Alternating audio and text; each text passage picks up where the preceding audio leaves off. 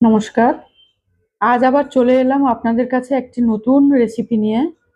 পুয়া, মালপোয়া আগে অনেকবার বানিয়েছি, আজকে বানালাম পুয়া।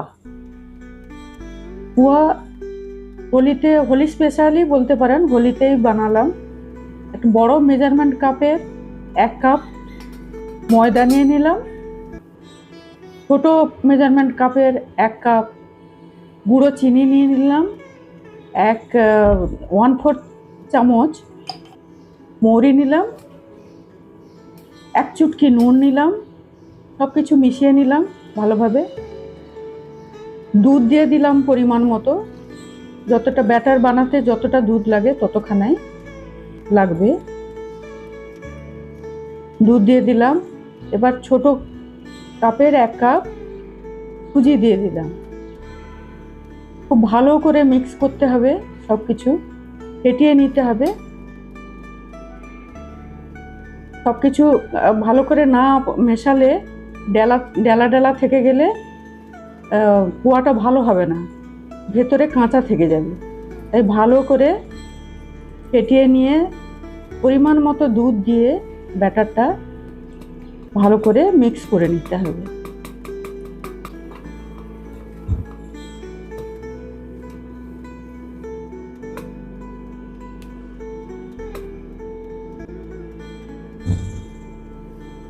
এবার 10 মিনিট ঢাকা দিয়ে রাখতে হবে, রেস্ট দিতে হবে।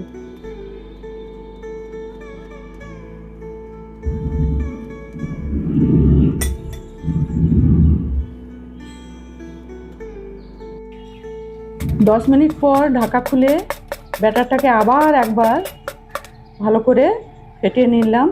এই ব্যাটারের কিভাবে থিকনেসটা থাকে দেখালাম আপনাদের। কড়াতে রিফাইন্ড অয়েল দিলাম 1 হাতা করে নিয়ে কড়াতে দিলাম। প্রথমে একটি একটি করে ভাজতে হবে। তেল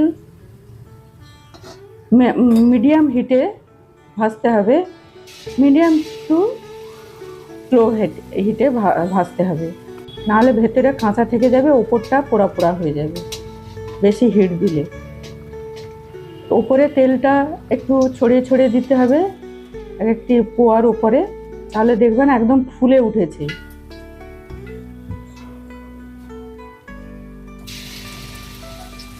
একটি পোয়া আলাদা আলাদা ভাজলেই ভালো হয়,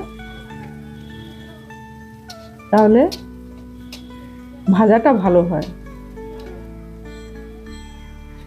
এই দেখুন কেমন সুন্দর ফুলে উঠেছে পোয়া। এইভাবেই বাড়িতে বানিয়ে নিন পোয়া। আজকে আমি বানালাম পুজোর উদ্দেশ্যে, হোলি স্পেশাল প্রসাদে দেওয়ার জন্য পোয়া বানালাম। আগে অনেকবার বানিয়েছি, কলা দিয়ে, দুধ দিয়ে, চাল গুঁড়ো দিয়ে বিভিন্নভাবে মালপোয়া বানিয়েছি। আজকে বানালাম পোয়া, আপনাদের সঙ্গে শেয়ার করলাম। আপনারাও বানিয়ে দেখুন কেমন লাগে পোয়া, আর আমাকে কমেন্ট করে জানান পোয়া কেমন লাগলো আপনাদের। এই হলো আজকের রেসিপি।